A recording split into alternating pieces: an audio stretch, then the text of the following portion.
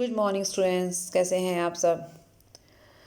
चलिए आज हम और अगली स्कीम की बात करते हैं जो हम एक्सपोर्ट प्रमोशन स्कीम्स के बारे में डिस्कस कर रहे थे। तो उसमें हमने सबसे पहली स्कीम जो ली थी उसमें लिया था ड्यूटी ड्रॉबैक का। नेक्स्ट हम आ रहे हैं EPCG, that is export promotion capital goods scheme. बहुत इजी स्कीम्स हैं, सिर्फ नाम पे मत जाइएगा। आपको नाम से ऐसे बड़ा भारी भरकम सा कुछ फील हो रहा होगा, बट नाम में ही देखा जाए तो सब कुछ रखा है। एक्सपोर्ट के प्रमोशन के लिए कैपिटल गुड्स के ऊपर एक स्कीम लागू की गई है। ठीक है, अभी इसका मतलब क्या है, ये एक स्पेशल टाइप की बेटा स्कीम है जो इस स्कीम के अंतर्गत लाइसेंस लेना पड़ता है बाकायदा। जो लाइसेंस होल्डर होते हैं ना, उनको इस स्कीम का बेनिफिट मिलेगा। ठीक है, ओके। तो EPCG लाइसेंस होल्डर जो होगा, ये स्पेशल इंसेंटिव सिर्फ उन्हीं को मिलेगा। ठीक है, अब इसका मतलब क्या है, इसका मतलब है कि जो भी लोग इंपोर्ट करेंगे, क्या यहाँ पे लिखा हुआ है ना, कैपिटल गुड्स। जब कैपिटल गुड्स आप इंपोर्ट करते हो और पर्पस आपका होता है कैपिटल गुड्स का इस्तेमाल अपने यहाँ इंडिया में मैन्युफैक्चरिंग करोगे और उससे जो गुड्स बनाओगे उसको आप क्या करोगे, एक्सपोर्ट करोगे। इसके लिए आपने बाहर से कैपिटल गुड्स मंगाई हैं। कैपिटल गुड्स में मशीन है और बड़ी बड़ी जो कैपिटल एक्सपेंडिचर जिस पर होता है, मतलब जिससे आप प्रोडक्शन करते हैं, उसको हम कैपिटल गुड्स बोलते हैं ना। तो उसका इस्तेमाल आपने ऐसी फाइनल गुड्स बनाने में करना है जिनको आपने बाद में एक्सपोर्ट करना है। ठीक है, तो जब आप एक्सपोर्ट करने के लिए आपको प्रोडक्शन करना है और प्रोडक्शन के लिए आपको कैपिटल गुड्स की ज़रूरत है और वो यहाँ अवेलेबल नहीं है, देन आपको बाहर से इंपोर्ट करवानी पड़ रही हैं। तो उसके लिए आपको एक लाइसेंस लेना होगा ताकि आपको बाद में रिडम्पशन मिल जाए इस चीज़ की। तो उससे क्या, एग्जाम्पशन मिल जाए, तो उससे आपको ये एक तरह से स्कीम है जो आपको मिलेगी, इसका फ़ायदा आपको मिल जाएगा। ठीक है, और एक चीज़ और, कैपिटल गुड्स जो आपने ख़रीदी है ना, तो ये नहीं है कि आप यहाँ इंडिया में आते ही उसको बेच दो, नहीं। जब तक आप उसका इस्तेमाल पूरा एक्सपोर्ट होने तक का कर नहीं लेते, तब तक आप उन गुड्स को बेच भी नहीं सकते, ये भी ध्यान में रखना। ठीक है, अब इस स्कीम के टाइप्स हैं, मतलब ये जो EPCG है ना, इसके टाइप्स हैं। दो तरह की है। एक, जिस स्कीम में कोई भी ड्यूटी नहीं लगती, मतलब कोई भी कस्टम ड्यूटी नहीं लगती। दूसरी, इसमें 3% लगती है। ठीक है, अभी मैं आपको बता देती हूँ। जो ज़ीरो ड्यूटी वाला है वो है ये, और 3% वाला है ये।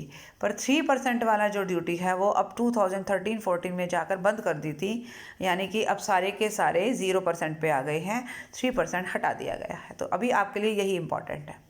ठीक है, ज़ीरो ड्यूटी का मतलब होता है कि जो भी कैपिटल गुड्स आप इंपोर्ट करोगे, जिसका इस्तेमाल आपने एक्सपोर्ट गुड्स के लिए करना है, तो उसके ऊपर आपको ज़ीरो ड्यूटी चार्ज, मतलब आपको कोई भी ड्यूटी नहीं देनी पड़ेगी। ठीक है जी, समझ में आ गया ये बात। ओके, ये जो आप नीचे देख रहे हो, ये वही चीज़ है जो यहाँ पे ये 4 पॉइंट्स है ना, इन्हीं को एक्सप्लेन किया गया है जो मैं आपको एक्सप्लेन कर चुकी हूँ। तो आप परेशान मत होइए कि ऐसा क्या लिखा हुआ है, अलग से कुछ नहीं लिखा हुआ, वही सेम चीज़ लिखी हुई है। अब आ जाओ, ये थोड़ा सा ब्लर हो गया है। ज़ीरो ड्यूटी EPCG स्कीम, अब इसका एक और मतलब इसका एक्सप्लेन कर रहा है। क्या एक्सप्लेन यही कर रहा है, इसलिए बड़े अच्छे ढंग से एक्सप्लेन कर रहा है कि जो भी EPCG है वो सभी कैपिटल गुड्स पर लागू होती है। ऐसा नहीं है कि कोई किसी पे लागू होती है किसी पे नहीं, सभी पे होती है जिन कैपिटल गुड्स को आप एक्सपोर्ट करते हो। ठीक है, ओके। फिर कहता है दूसरी बात कि जो इम्पोर्ट आपने किया है कैपिटल गुड्स का, उसके ऊपर आपको क्या करना है, 0% कस्टम ड्यूटी देनी है। ये तो बात हमें पता ही है, नई बात तो क्या है इसमें। तीसरा, ये दोनों पॉइंट नए हैं। ज़ीरो ड्यूटी तभी लगेगी, शर्त यही है कि कैपिटल गुड्स जो आपने मंगाई और जो आपने ड्यूटी बचाई ना, ज़ीरो है इसका मतलब कोई ड्यूटी दी नहीं आपने, तो जो ड्यूटी आपने बचाई उसका कम से कम 6 गुना, 6 टाइम्स। मान ली मैंने 2 रुपये बचाए हैं तो 6 टाइम्स हो गए 12 रुपये। तो 12 रुपये कमा कर दिखाने हैं मैंने सरकार को, कैसे, अगले 6 सालों में एक्सपोर्ट करके।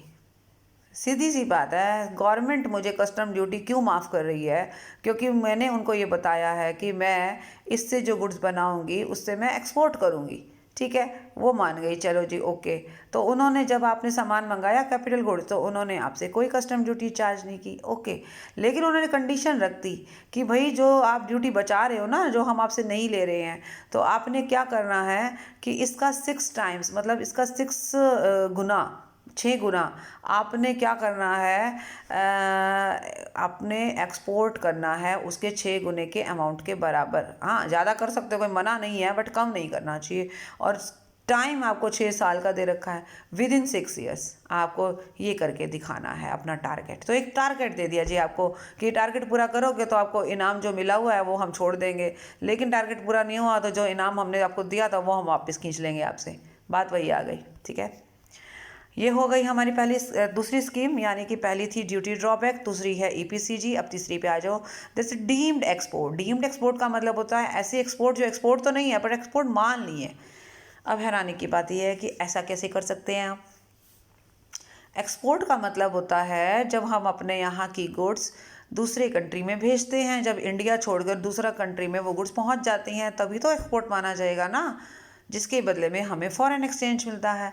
लेकिन वो कहता है कि भाई ऐसा नहीं है, एक्सपोर्ट का मतलब सिर्फ वही नहीं है। एक्सपोर्ट का मतलब हम अपने एक्सपोर्ट प्रमोशन के लिए कुछ ऐसी ट्रांजैक्शन को भी एक्सपोर्ट मान लेंगे जो एक्चुअल एक्सपोर्ट नहीं है, यानी कि उन गुड्स ने भारत को, इंडिया को छोड़ा नहीं है, वो इंडिया में ही है वो गुड्स, और आपने उन गुड्स को इंडिया में ही कहीं बेचा है, लेकिन फिर भी हम एक्सपोर्ट मान लेंगे।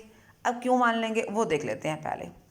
तो पहले ये बात क्लियर करें कि ऐसी गुड्स जिन्होंने कंट्री को नहीं छोड़ा है, मतलब कंट्री के बाहर नहीं गई हैं, और उसके बदले में जो हमें फॉरेन एक्सचेंज मिलेगा, ज़रूरी नहीं है कि फॉरेन एक्सचेंज मिले, हमें इंडियन रुपीस भी मिल सकते हैं। जो नॉर्मल एक्सपोर्ट था ना, जो एक्चुअल एक्सपोर्ट था, उसके बदले में तो फॉरेन एक्सचेंज ही मिलता है। लेकिन डीम्ड एक्सपोर्ट में हमें फॉरेन एक्सचेंज भी मिल सकता है, दिख रहा है आपको, इंडियन रुपीज़ और in foreign free foreign exchange, और फॉरेन एक्सचेंज भी आपको मिल सकता है। ठीक है जी, क्लियर हो गई ये बात। तो अब हम कहेंगे कि ऐसा क्यों किया सरकार ने, डीम्ड एक्सपोर्ट क्यों मान रही है और किसको डीम्ड एक्सपोर्ट मान रही है। देखिए, डीम्ड एक्सपोर्ट मानने के पीछे मकसद तो यही है गवर्नमेंट का कि आपको प्रमोट किया जाए ताकि आप इस तरीके की एक्टिविटीज़ और ज़्यादा करो। पहले तो हम इसका मतलब समझ लें, डीम्ड एक्सपोर्ट किसको कहेंगे, क्या क्या कैटेगरीज है। देखिए, मैं एक एक करके सारे पॉइंट्स पढ़ूंगी और आपको समझाऊंगी और आपको ध्यान देना है। जैसे नंबर 1, सप्लाई ऑफ गुड्स, यानी गुड्स की सप्लाई करेंगे हम to holders of licence under EPCG scheme. ये बात थोड़ी सी समझ में आ गई होगी क्या। अभी थोड़ी देर पहले आपने ईपीसीजी स्कीम पढ़ी है, ठीक है। उसमें ईपीसीजी वाले बंदे क्या करते हैं, जिनके पास लाइसेंस होता है वो क्या करते हैं, वो ऐसी कैपिटल गुड्स मंगाते हैं जिनका इस्तेमाल वो प्रोडक्शन में करते हैं और उन गुड्स को फाइनली वो एक्सपोर्ट करते हैं। ठीक बात हो गई ना। अब देखो, आप मान लीजिए कोई रॉ मटेरियल बना रहे हो, ठीक है, इंडिया में आप कोई रॉ मटेरियल बना रहे हो, लेकिन उसको आप दे किसको रहे हो, ईपीसीजी होल्डर को दे रहे हो। उस रॉ मटेरियल का इस्तेमाल वो अपने ऐसी गुड्स में कर रहा है ना जिसके पास, ऑब्वियसली ईपीसीजी में तो वही बंदा आएगा ना जो एक्सपोर्ट करेगा कल को। इनडायरेक्टली आपने एक्सपोर्ट करने में किसी की मदद की ना, तो हमने एक्चुअली अपनी गुड्स किसी फॉरेन कंट्री को तो नहीं दी, लेकिन हमने अपनी गुड्स इंडिया में ही ऐसे पर्सन को दे दी जो एक्सपोर्ट में लगा हुआ है। बात ख़त्म। जब आपने इनडायरेक्टली मदद कर दी तो सरकार कहती है कोई दिक्कत नहीं है, आप एक्चुअल एक्सपोर्ट करो या आप ऐसे पर्सन को अपनी गुड्स दे दो, हम आपको आपके सप्लाई को एक्सपोर्ट ही मान लेंगे और आपसे कस्टम ड्यूटी तो खैर लगेगी नहीं, क्योंकि आपने कहीं दिया तो है नहीं, कोई फॉरेन कंट्री में तो गया नहीं है। तो इसमें आपको एक्सपोर्ट में, मतलब इस तरीके की जब सप्लाई करोगे ना तो आपको बेनिफिट्स और दे देंगे। मैं फिर से बता रही हूँ, एक पर्सन जो एक्चुअल एक्सपोर्ट करता है उसको क्या बेनिफिट मिलता है, उसको कस्टम ड्यूटी माफ़ हो जाती है, कम हो जाती है, माफ़ हो जाती है, ड्यूटी ड्रॉबैक हो जाता है, ये सारी चीज़ें हो जाती हैं। लेकिन जो पर्सन इंडिया में ही ऐसे लोगों की हेल्प करता है जो एक्सपोर्ट कर रहे हैं, तो उस पर्सन को सरकार किसी और तरीके से बेनिफिट्स दे देती है, ठीक है ना। वो बेनिफिट्स क्या हो हम बाद में बात करेंगे। फ़िलहाल हमने क्या करना है, अगर हम चाहते हैं कि हमारे सप्लाई को सरकार एक्सपोर्ट मान ले, एक्चुअल एक्सपोर्ट की बजाय डीम्ड एक्सपोर्ट मान ले, तो उसके लिए ज़रूरी है कि मैं सप्लाई ऐसे, ये देखना ना अभी जितने पॉइंट्स हैं ना आपको नज़र आएंगे वो सारे पर्सन जो कहीं ना कहीं एक्सपोर्ट से जुड़े हुए हैं, ठीक है। तो पहला क्लियर हो गया। दूसरा, सप्लाई आपने करनी है किसको, ये 4-5 पॉइंट देखना। 100% एक्सपोर्ट ओरिएंटेड यूनिट को, आगे ना क्लियर बात, ऐसी यूनिट, ऐसा ऑर्गेनाइजेशन, ऐसी कंपनी जो सारा का सारा आउटपुट अपना उत्पादन, अपना प्रोडक्शन एक्सपोर्ट कर रही है। तो ऐसी यूनिट को अगर आप गुड्स सप्लाई कर रहे हैं, इसका मतलब इनडायरेक्टली आप क्या कर रहे हैं, एक्सपोर्ट को प्रमोट कर रहे हैं। आप भी तो कर रहे हो ना एक्सपोर्ट को प्रमोट एक तरह से। दूसरी बात, एक ऐसी यूनिट को आप सप्लाई कर रहे हो जो फ्री ट्रेड जोन में है। अब फ्री ट्रेड जोन क्या चीज़ होती है, आपने सेस का नाम सुना है, special economic zone. Special economic zone के टाइप का ही है, या लगा लो इसका ही एक टाइप है। इसका मतलब क्या होता है, एक ऐसा एरिया, मतलब है तो इंडिया के अंदर ही, ऐसा एरिया जिसको हमने फ्री ट्रेड जोन मान लिया है, जिसके अंदर जिस एरिया में काम करने, जिस एरिया में जो मैन्युफैक्चरिंग होती है, जो प्रोडक्शन होता है, जो वहाँ से इंपोर्ट एक्सपोर्ट होता है, ठीक है, वहाँ पर जो इकोनॉमिक रेगुलेशन होते हैं, यानी आर्थिक जो नियंत्रण हैं, वो दूसरे एरिया के कंपैरेटिवली कम या बिल्कुल नहीं होते हैं। मतलब सरकार ऐसे पर्टिकुलर एरिया फिक्स कर लेती है जिस एरिया के अंदर मैन्युफैक्चरिंग पर, एक्सपोर्ट्स पर और जितने भी ये बिज़नेस से रिलेटेड एक्टिविटीज़ होती हैं उनके ऊपर सरकार कम से कम नियंत्रण रखती है या फ्री छोड़ देती है। क्यों? क्योंकि ये लोग क्या कर रहे हैं, एक तरीके से एक्सपोर्ट में हेल्प कर रहे हैं या फिर फाइनेंशियल स्टेबिलिटी को साउंड करने की कोशिश कर रहे हैं। तो ये एक एरिया अलग से स्पेसिफिक होगा, डिफाइंड होगा, बाकी का एरिया अलग हो जाएगा। बाकी के एरिया पर जो नॉर्मल नियम है वो लागू होंगे, फ्री ट्रेड जोन पर नियम अलग लागू होंगे। यानी इनको हम ज़्यादा लिबर्टी देंगे, कहने का मतलब ये है। लिबर्टी क्यों दे रही है सरकार? इसलिए ही तो दे रही है ना कि वो बिज़नेस को प्रमोट कर रहे हैं और एक्सपोर्ट को प्रमोट कर रहे हैं। और अगर आप ऐसे एरिया में अपनी गुड्स सप्लाई करते हो तो फिर कोई दिक्कत ही नहीं है। आपको एक्चुअल एक्सपोर्ट करने की बजाय अगर ऐसी यूनिट्स को एक्सपोर्ट कर देते हो तो आपका टेंशन ख़त्म, आपका जो सप्लाई है वो डीम्ड एक्सपोर्ट मान लिया जाएगा। सिमिलरली एक सॉफ्टवेयर टेक्नोलॉजी पार्क है। सॉफ्टवेयर टेक्नोलॉजी पार्क का मतलब पार्क का मतलब यहाँ पर एक्चुअल पार्क, मतलब पार्क कोई वैसी वाली पार्क नहीं है, लेकिन यहाँ पर है कि एक group of companies, group of organisations, institutions हैं जो सॉफ्टवेयर टेक्नोलॉजी पर काम कर रहे हैं, सॉफ्टवेयर को डेवलप करते हैं और एक्सपोर्ट करते हैं। ठीक है, समझ में आई? तो सॉफ्टवेयर का मतलब पता है या वो भी बताना पड़ेगा मुझे? सॉफ्टवेयर और हार्डवेयर, आपको कंप्यूटर का जो मॉनिटर है वो सॉफ्टवेयर नहीं है, वो हार्डवेयर है। कंप्यूटर के अंदर जो प्रोग्रामिंग होती है, जो काम होता है, दैट इज़ सॉफ्टवेयर, सिंपल।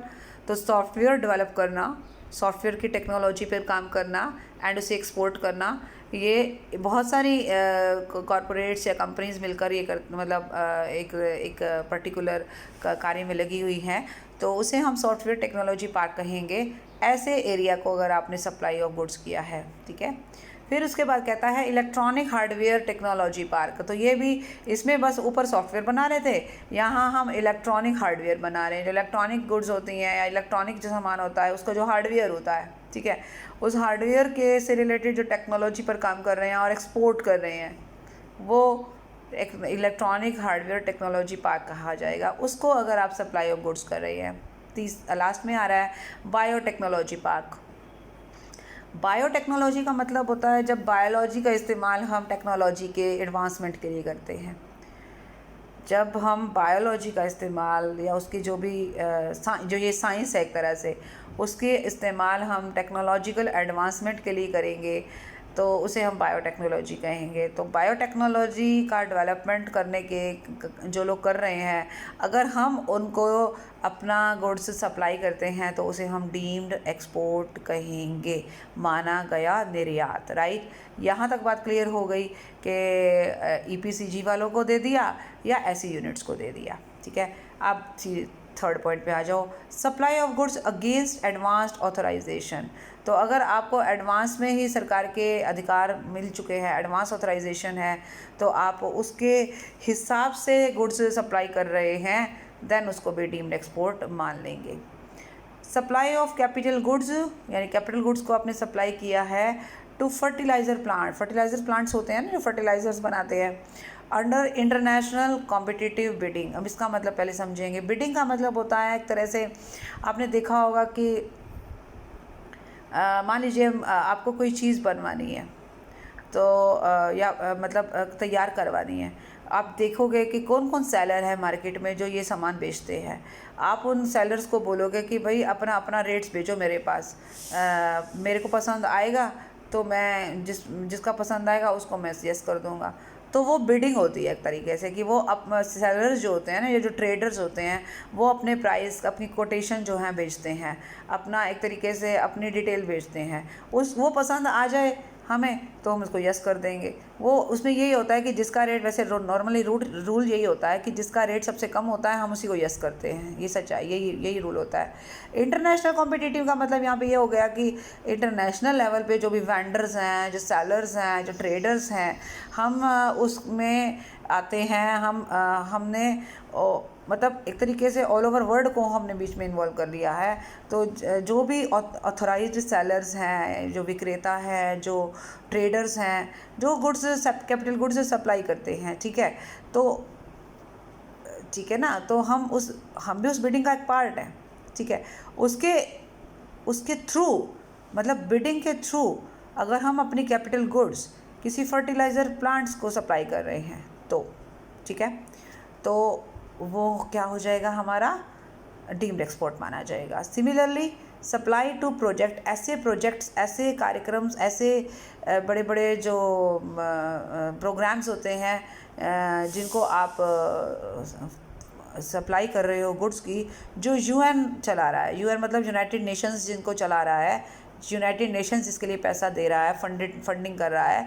उन प्रोजेक्ट्स को अगर आप गुड्स सप्लाई करते हो, तो अब इंडिया में बैठे बैठे अगर आप ये काम कर रहे हो इंडिया के अंदर ही, तो आपको एक्चुअल एक्सपोर्ट करने की ज़रूरत नहीं है। आपको एक्सपोर्ट वाले ही बेनिफिट्स ऑलमोस्ट मिल जाएंगे, क्योंकि डीम्ड एक्सपोर्ट में आ जाओगे आप।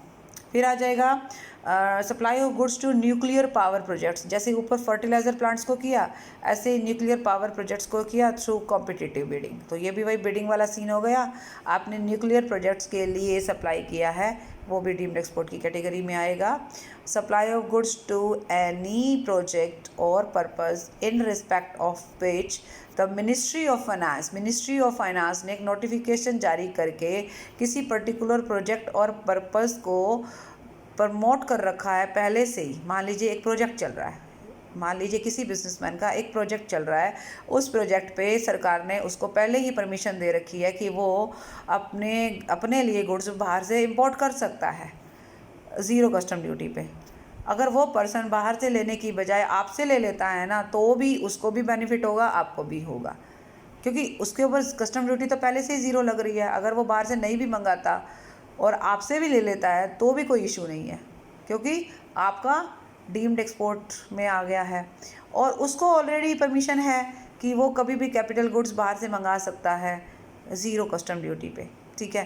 तो ये एक्चुअली ना थोड़ा सा फर्स्ट पॉइंट बिल्कुल और ये जी पॉइंट ऑलमोस्ट सेम से ही हैं। वहाँ पे भी आपने सप्लाई ऑफ गुड्स किसको किया, ईपीसीजी होल्डर को।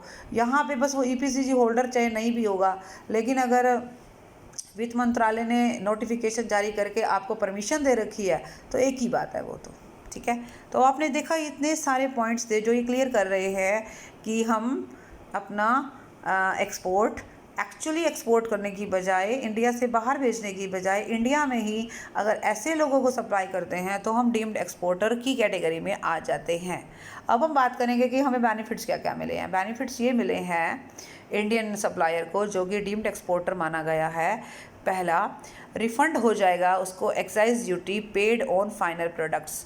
याद रखिए, एक्साइज ड्यूटी का मतलब होता है जो मैन्युफैक्चरिंग पर लगाई जाती है। जब आपने उन गुड्स को बनाया होगा तो आपने अगर एक्साइज ड्यूटी पे की होगी। हालांकि एक्साइज ड्यूटी अब तो मर्ज हो चुकी है किसमें, जीएसटी में, लेकिन अगर जब पहले का अगर सीन ऐसा रहा होगा, कभी आपने मान लीजिए, ये एक जनरल रूल है तो ये पता आपको ज़रूर होना चाहिए कि एक्साइज ड्यूटी अगर आपने कभी पहले पे की गई होगी तो वो आपको रिफ़ंड हो जाएगी, ठीक है। डीम्ड ड्यूटी ड्रॉबैक, जैसे आपने ड्यूटी ड्रॉबैक का मतलब समझा था, तो अभी डीम्ड ड्यूटी ड्रॉबैक हो जाएगा। तो ये एक तरीके से आपको ये भी बेनिफिट मिल जाएगा डीम्ड ड्यूटी ड्रॉबैक का। फिर कह रहा है स्पेशल इंपोर्ट लाइसेंस, आपको स्पेशल इंपोर्ट लाइसेंस भी मिल सकता है। अगर आपने डीम्ड एक्सपोर्ट किया है तो उसका वैल्यूएशन करेंगे और उसके आधार पर आपको इंपोर्ट करने का लाइसेंस मिल जाएगा स्पेशल, ये भी एक बेनिफिट है आपके लिए। फिर कहता है एग्जम्पशन हो जाएगी आपकी terminal excise duty where supplies are made against international competitive bidding. जब आप इंटरनेशनल कम्पिटिटिव बिडिंग के आधार पर आप सप्लाई करते हो ना गुड्स की, जिसमें अभी आपने थोड़ी देर पहले देखा था आप डीम्ड एक्सपोर्टर माने जाते हो, तो उस समय भी आपका जो एक्साइज ड्यूटी है वो आपकी एग्जेम्प्ट मानी जाती है। अगर आप इंटरनेशनल, वैसे तो वही ऊपर वाला ही सीन आ गया कि एक्साइज ड्यूटी आपकी एग्जेम्प्ट हो ही गई। इंटरनेशनल कम्पिटिटिव बिडिंग के थ्रू भी अगर सप्लाई की गई है तो भी आपके एक्साइज ड्यूटी जो है वो एग्जेम्प्ट मानी जाएगी, तो एग्जाम्पशन हो जाएगी, मतलब लगेगी नहीं। यहाँ तो रिफ़ंड हुआ था ना ऊपर, तो रिफ़ंड का मतलब था एक बार पे कर दी और बाद में हमारे को वापस मिल गई। यहाँ पे रिफ़ंड का सीन ही नहीं है, यहाँ पे शुरू से ही एग्जाम्पशन मिल गई है। तो जब आप प्रोडक्ट्स बना रहे हैं वहीं पे वो लगेगी ही नहीं। हालांकि अभी इस पॉइंट का इस समय कोई मतलब रह भी नहीं गया है, क्योंकि एक्साइज ड्यूटी की तो अब लगती ही नहीं है एक तरीके से, ठीक है ना, वो तो ख़त्म ही हो गई है, लैप्स हो गई है। ये आपकी तीसरी स्कीम थी, आई थिंक चौथी थी ये स्कीम, मेरे ख्याल से फोर्थ थी या थर्ड थी, नहीं थर्ड थी डीम्ड एक्सपोर्ट वाली। तो 3 स्कीम्स आपने कर ली हैं, पहली ड्यूटी ड्रॉबैक, दूसरी EPCG, तीसरी हमारी हो गई डीम्ड एक्सपोर्ट की। अब फोर्थ पे आ जाते हैं, दैट इज़ DFIA। इसका मतलब होता है duty free import authorisation, duty free import authorisation, ठीक है। तो इस स्कीम से पहले ये 2 स्कीम आप नाम देख लो, ड्यूटी फ्री रिप्लेनिशमेंट स्कीम और एडवांस लाइसेंस स्कीम। पहले ये दोनों स्कीम्स चलती थी, इन दोनों को मर्ज कर दिया duty free import authorisation scheme में। किस डेट पर? 1 मई 2006 को। तो अभी आपकी ये दोनों स्कीम तो हो गई हैं ख़त्म और एक नई स्कीम आ गई है ये 1 मई 2006 को। ये क्या कहता है? ये कहता है कि हम आपको duty free import of input और कैपिटल गुड्स मंगाने के लिए अलाउ करते हैं। सिंपल, इसमें कोई बड़ी बात नहीं है। ड्यूटी फ्री मतलब कस्टम ड्यूटी से फ्री हो गए आप रॉ मटेरियल भी ले सकते हो, आप कैपिटल गुड्स भी ले सकते हो, ठीक है। अभी आप सोचोगे कि ये थोड़ा बहुत सिंपल, अभी थोड़ी देर पहले भी हमने यही पढ़ा है कैपिटल गुड्स के लिए। तो वो अलग अलग टाइप की स्कीम है, आप कौन सी स्कीम लेना चाह रहे हो वो तो डिपेंड करता है सर्कमस्टांसिस पर। तो ज़रूरी नहीं है एक जैसी 2 स्कीम पे आप नहीं आ सकते ना। वो तो अगर आपको पहले से ही ड्यूटी फ्री कर दी है एक स्कीम के तहत, तो फिर दूसरी स्कीम के तहत तो आपको आने का कोई मतलब ही नहीं बनता। ये अलग अलग टाइप की स्कीम है, इसमें रॉ मटेरियल भी ऐड कर दिया ना। पहले जो हमने स्कीम पढ़ी थी उसमें रॉ मटेरियल नहीं था, खाली कैपिटल गुड्स थी जो हमने सबसे पहली पढ़ी थी EPCG वाली, और उसमें लाइसेंस होना ज़रूरी था। इसमें लाइसेंस का कोई जिक्र नहीं है, ठीक है, नाम भी अलग हो गया। तो ये बात क्लियर हो गई कि ये स्कीम क्या कहती है। सिंपल, इसमें और आपको कुछ नहीं करना, बस आपको सिर्फ इतना ही बताना है।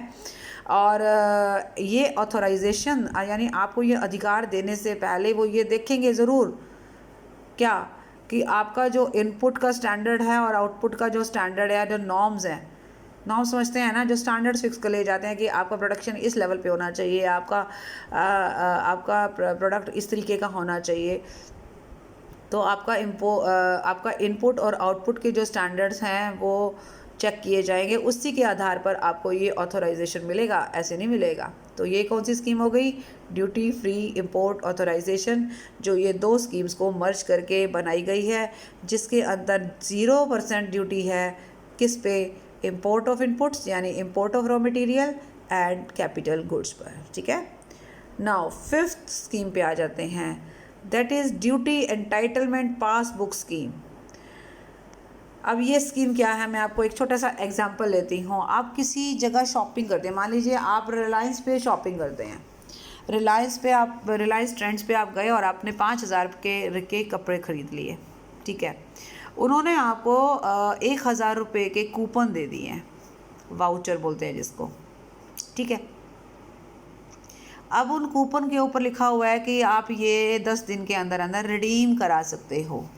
अगर आप 2500 रुपये की शॉपिंग और करते हो तो आपको ये 1000 रुपये के कूपन रिडीम हो जाएंगे। तो अगले 2500 की शॉपिंग पर आपको सिर्फ 1500 देने होंगे। मतलब कहने का ये है कि 1000 रुपये के कूपन को रिडीम कराने के लिए आपको उतने की शॉपिंग करनी पड़ेगी। अब इसका मतलब आप समझे, पहली बार आपने जब पेमेंट की 5000 की, तब आपने जो सामान ख़रीदा वो तो सामान तो आया ही आया, साथ में आपके पास 1000 रुपये के कूपन आ गए। 1000 रुपये वो चाहता तो वो 5000 में से 1000 माइनस करके सीधा 4000 रुपये लेता, बट अगर वो ऐसा करने लगे तो फिर उनका बिज़नेस नहीं चलेगा ना। ये एक बिज़नेस स्ट्रैटेजी है चलाने की, ऐसे उनका तो बहुत लॉस हो जाएगा अगर वो इस तरीके से काम करेंगे। तो वो एक अलग चीज़ होती है, वो एक जैसे सेल वगैरह तो होती है जिसमें आपको 40% 60% ऑफ कर देते हैं। इस तरीके के जब कूपन्स और वाउचर्स आपको देते हैं तो, या कई बार आपने देखा होगा हम क्रेडिट कार्ड या हम डेबिट कार्ड या हम कहीं कोई शॉपिंग करते हैं तो हमारे ना पॉइंट्स जुड़ते हैं। कई बार वो लोग कहते हैं कि मैडम आपके इतने पॉइंट्स हो गए हैं, तो आप जो है आपके बिल में से रिडीम कर दूँ या अगली शॉपिंग पे करोगे। वही सेम चीज़ यहाँ पे है।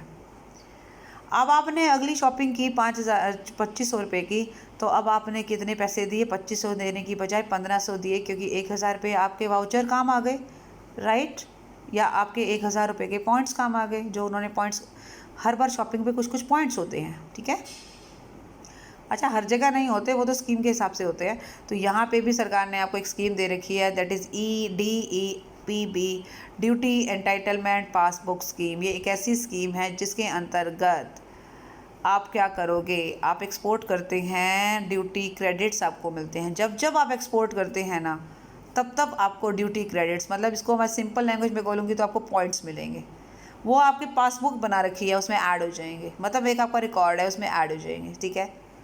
आपने एक्सपोर्ट किया और आपके कुछ पॉइंट्स बन गए, वो एक्सपोर्ट के वॉल्यूम के हिसाब से होगा, कितने का एक्सपोर्ट किया है, कितने अमाउंट का एक्सपोर्ट किया, उसके हिसाब से आपके पॉइंट्स बन गए, आपके क्रेडिट्स बन गए, पासबुक में ऐड हो गए, ठीक है? On export of goods by him, ठीक हो गया ना? अब वापस इधर आ जाइए। ये पहला केस है जब मैं यहाँ से स्टार्ट कर रही हूँ, अदरवाइज़ हमेशा हम इधर से स्टार्ट करते थे। अब आपने क्या किया, एक्सपोर्ट तो आप करते रहे हो, कोई दिक्कत नहीं। अब आपको इंपोर्ट करने की ज़रूरत पड़ गई। क्या इंपोर्ट किया आपने? रॉ मटेरियल भी, कैपिटल गुड्स भी, कोई बात नहीं, कर सकते हो। कस्टम ड्यूटी आपने पे की, डेफिनेटली कस्टम ड्यूटी पेबल है, अभी पे नहीं की है, अभी पेबल है। मान लीजिए मुझे यहाँ पर 5000 रुपये कस्टम ड्यूटी देनी है, ठीक है?